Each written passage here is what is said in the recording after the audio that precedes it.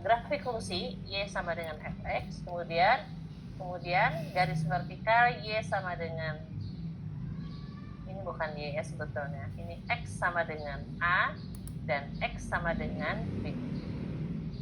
Kalau y sama dengan a sungguhnya horizontal ya, x sama dengan a dan x sama dengan b. Sampai di sini mengerti?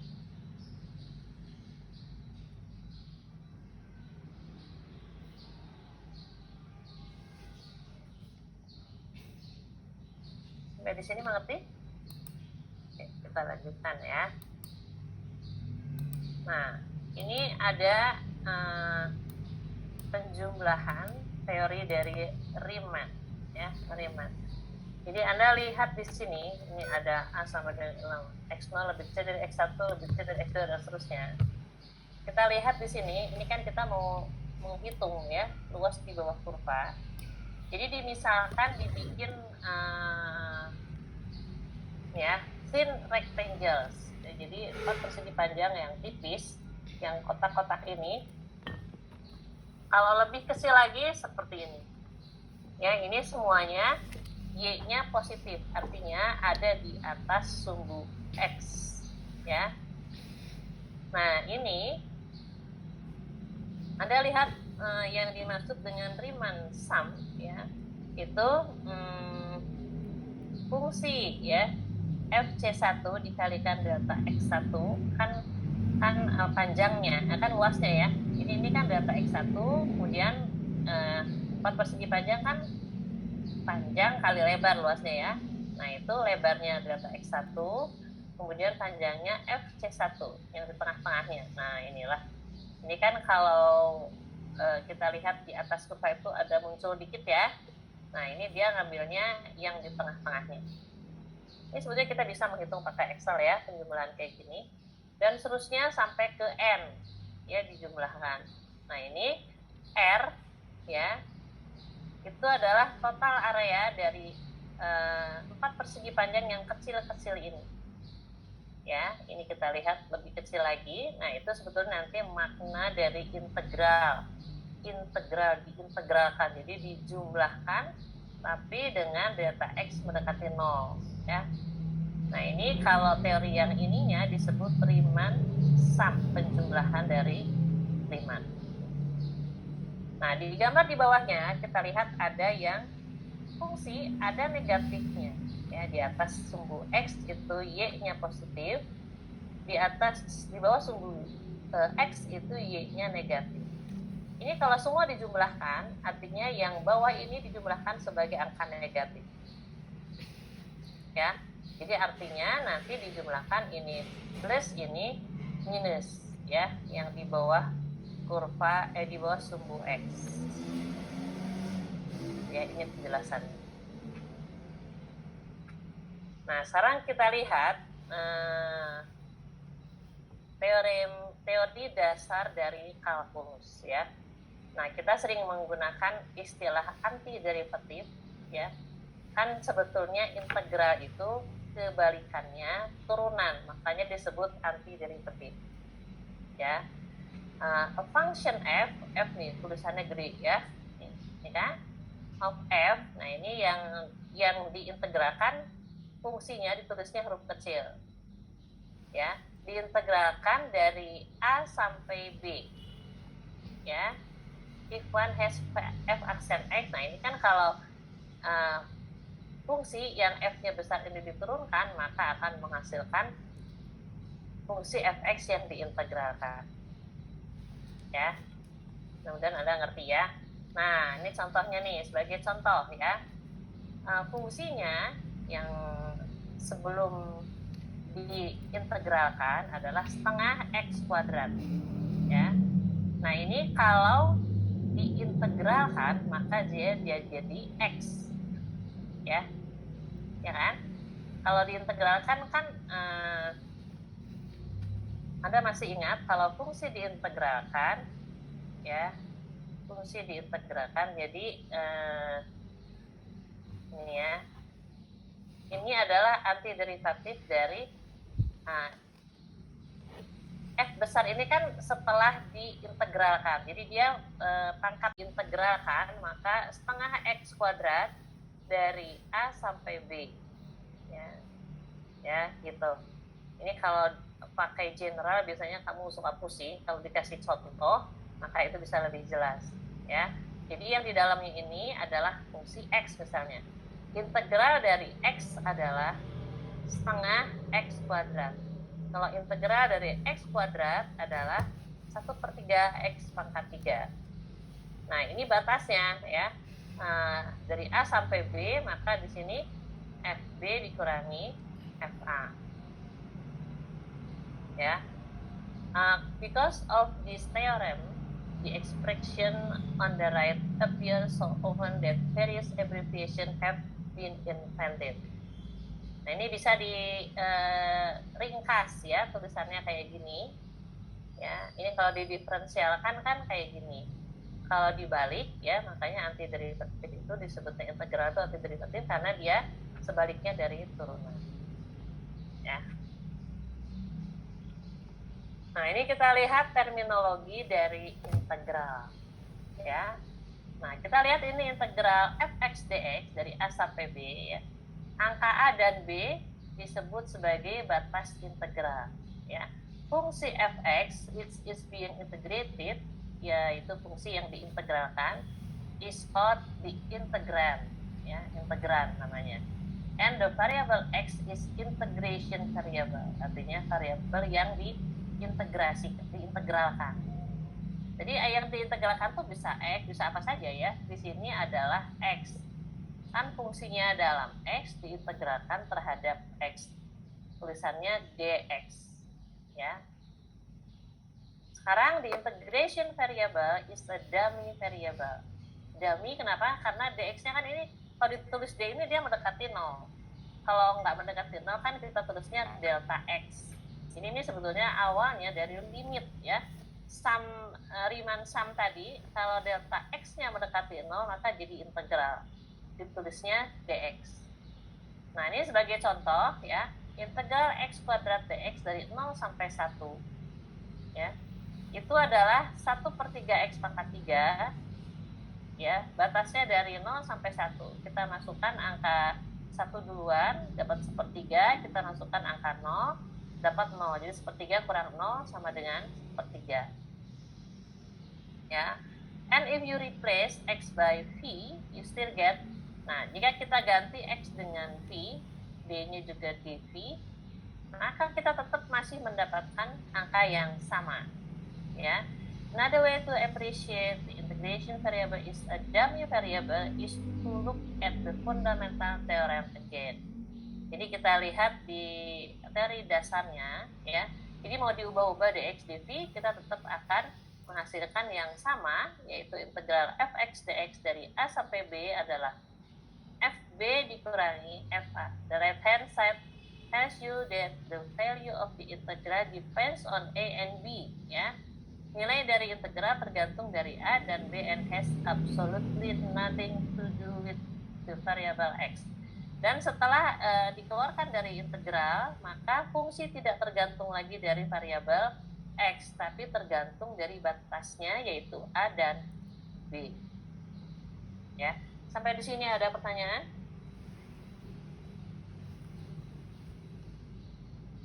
Bu, misalkan kita bukan dari sumbu X, dari sumbu Y gimana, Bu?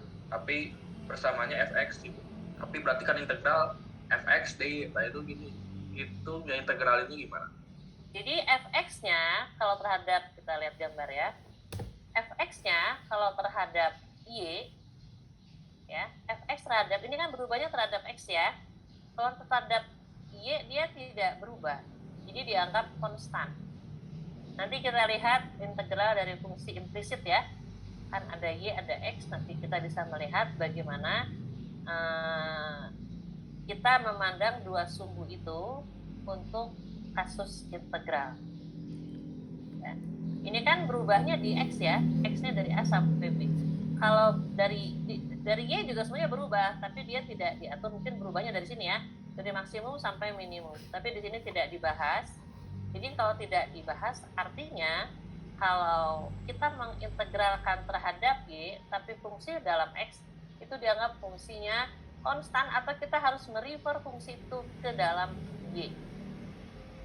Ya, misalnya kayak gini, tadi kan fungsinya, kalau kita ini ubah jadi Y sama dengan setengah X kuadrat.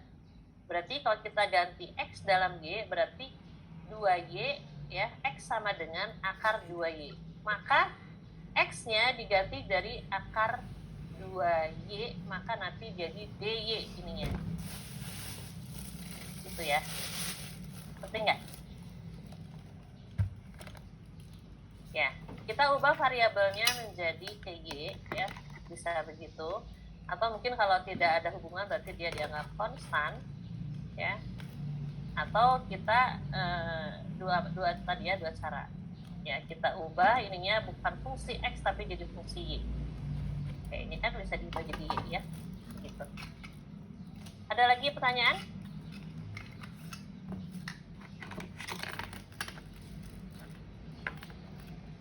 Ya, kita lanjutkan lagi. Ini tadi sudah ya. Nah, ini latihan. Ya. Jadi hari ini untuk kuliah pertama tidak dulu ada kuis, ya. Siapa yang chat? Oke. Coba ini ada pertanyaan, ya, nomor 331. Let f be the function fx sama dengan 1 min x kuadrat. Gambarkan grafik, ya, untuk x dari 0 sampai 2. Coba Anda kerjakan sekarang. Fungsinya fx sama dengan 1 min x kuadrat. Anda bikin tabel yang sebelah kiri x, yang sebelah kanan fx. Jadi kalau misalnya x-nya 0, maka fx-nya berapa? Kalau x-nya 0, maka fx-nya 1, ya. Oke. Kan ini batasnya dari 0 sampai 2. Jadi Anda 0, kemudian 0,5, kemudian 1, 1,5, dan 2. Coba Anda bikin tabelnya dan dikerjakan. Supaya nggak ngantuk memang harus bekerja, ya. Silakan. Coba x-nya 0, ya. Ini f-nya dimasukkan, ya, persamaannya. 1 min x kuadrat, ya. Jadi kalau x-nya 0, maka fungsinya 1. Di sini, ya. Nih. Kalau x-nya 0,5, maka fungsinya 0, y-nya 0,75. Kalau x-nya 1, maka y-nya 0. Ini, ya. Kalau x-nya 1,5, maka y-nya min 1,25. Ini, ya. Kalau x-nya 2, maka y-nya min 3. 2, ya. X-nya 2. X-nya 2 ini, ya. X-nya 2, y-nya min 3. Kita dimintanya batasnya dari 0 sampai 2. Coba sekarang kita integralkan. Ya. Integral dari 0 sampai 2, 1 min x kuadrat, ya. dx, ya. Ini dx-nya harus tertulis, ya. dx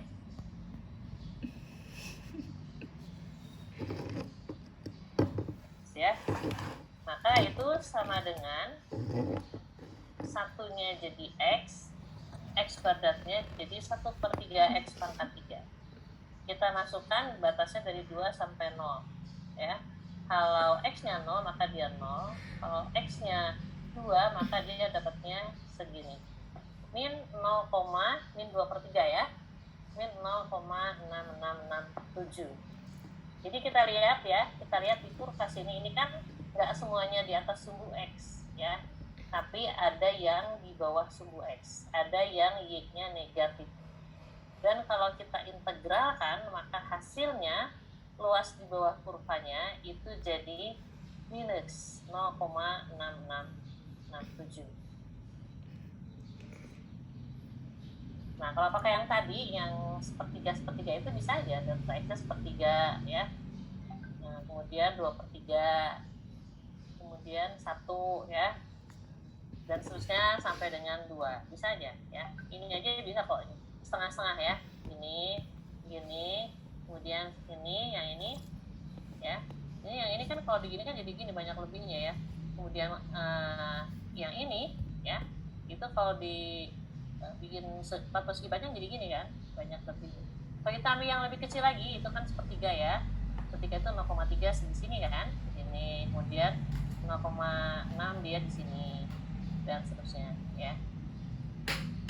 Ini saya coba pakai bantuan drawing ya. Set ya. Ini ya. Nah, ini kalau saya bikin delta X-nya kayak tadi 0,3, itu kan dia gini ya. Ini 0,3 ya. Kemudian ini kita pakai kotak aja ya. Ini kan, nih, gini. Nah, kita pakai lagi kotak berikutnya 0,067 kan. Nah, dari sini dan seterusnya ya. Ini jadi, ini kan bisa dibikin gini ya. Nah, ini dibikin gini kan. Nah, kemudian nggak usah ada isinya biar kelihatan, profil.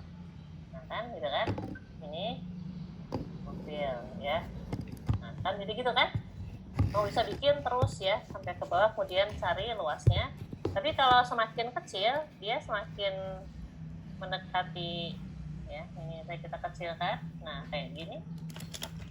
Mungkin kita panjangin sampai 1000x ya. Nah gitu kan, kita kecilkan lagi. Nah ini kalau delta X-nya mendekati 0, nah itulah integral ya. Ini tuh untuk menunjukkan bahwa semakin kecil delta X, itu dia semakin akurat ya, dan seterusnya. Bisa dimengerti? Berarti Bu, delta X yang mendekati 0 itu bisa disebut juga dx ya Bu? Iya, betul. Kalau kita menggunakan integral kan jadinya dx. Nah, dx itu sebetulnya limit delta X mendekati 0 itu jadi dx. Makanya kita belajarnya limit dulu ya. Limit, kontinuitas, baru kita belajar turunan, terus integral. Nanti kita lihat persamaan diferensial ya, itu lebih sulit. Kita masuk di integral. Silakan Anda kalau mau ini ya, mau ngerjakan kayak gini, silakan. Untuk fungsi yang lain coba kamu bisa nggak? Misalnya 1 min 2x kuadrat. Nah kamu tuh kayak perhatikan di matematika 1 itu paling nggak bisa tuh gambar fungsi ya. Saya lihat di soal UTS itu kamu udah betul menghitungnya ya. Kalau x sama dengan min 2 kamu jawabnya betul, y-nya berapa ya. Tapi begitu plot kamu gambarnya langsung gambar garis lurus ya. Saya nggak ngerti, kamu nggak bisa nge-plot kayaknya. Ini kan lihat x-nya 0 ya, y-nya 1, x-nya 0, y-nya 1, ini titiknya. Jadi satu garis ini ada satu titik. Nah, kemudian x-nya 0,5, ini kan x-nya 0,5, y-nya 0,75. Ini titiknya. Kemudian x-nya 1, yang ini kan, y-nya 0, nah ini titiknya.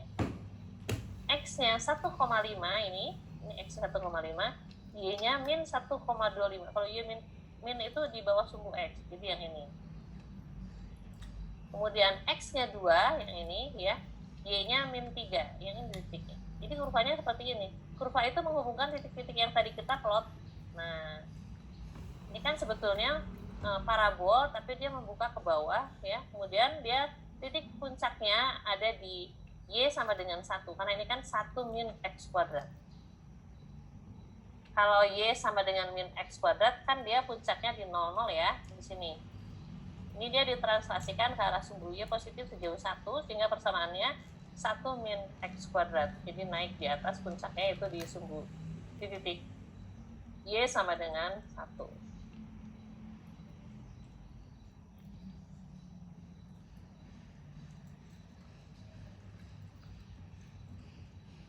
Jadi satu gambar ini, kalau matematika itu ya, satu gambar ini bisa lebih dari 1.000.000 kata ya.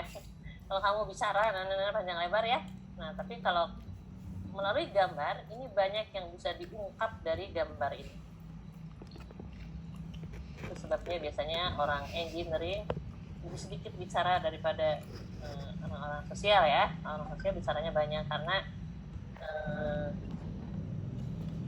konsep berpikirnya kalau orang eksak ya itu kayak gini, gak usah bicara panjang lebar, ungkapkan aja persamaannya, kurvanya nanti kelihatan kayak gini.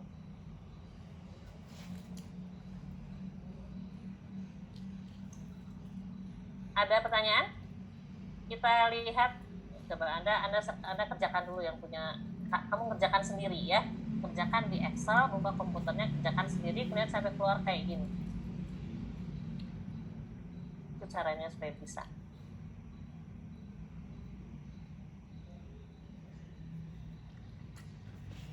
Coba saya tunggu sampai jam 8:05 ya. Ini sekarang 7:56.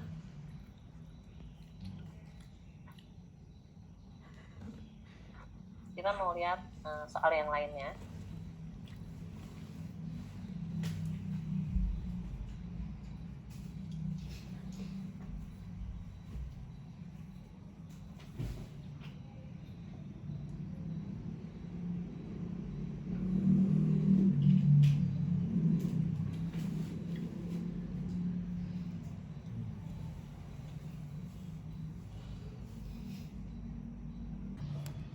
Sekarang kita bikin, sudah bikin yang scatter yang ini ya. Apa bedanya dengan yang atas?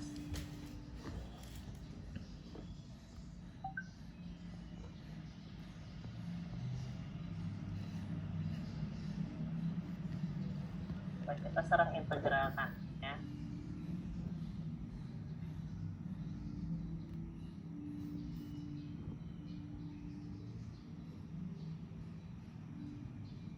Insert equation. Kalau di Excel ada equationnya.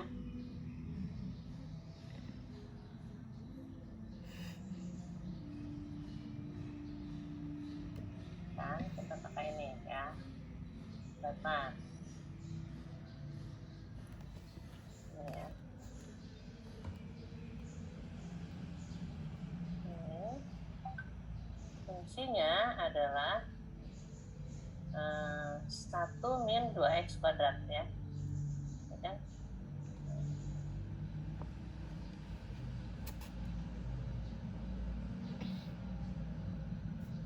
Ya. 1 min 2x kuadrat.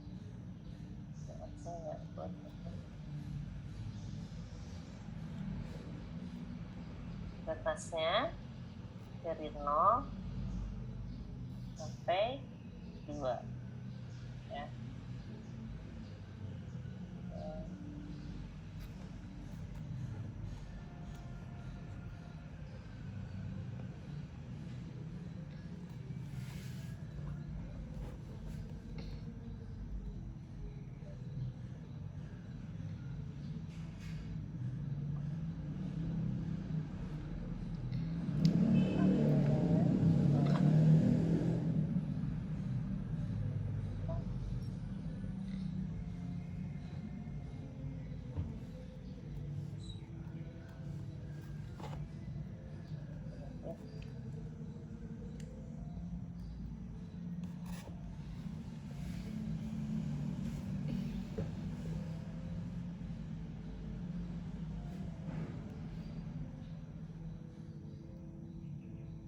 Berapa hasilnya integralnya?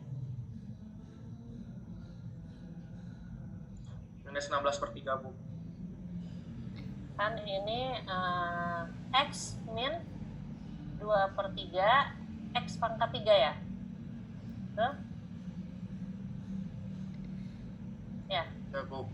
Nah, X min 2/3 X pangkat 3 dari 0 sampai 2 hasilnya berapa? Minus 16/3. 16/3. Minusnya lebih gede ya? Ya. Jadi min 5,3. Kalau tadi min 0,6, ini min 5,3. Kita lihat aja di gambar, kan minusnya lebih banyak ya daripada yang atas ini. Kalau ini kan 3 ya, min 3. Kalau ini min 7. Jadi lebih besar. Oke, sudah ngerti ya? Ya. Kita lihat soal yang lainnya ya. Ini saya stop share dulu.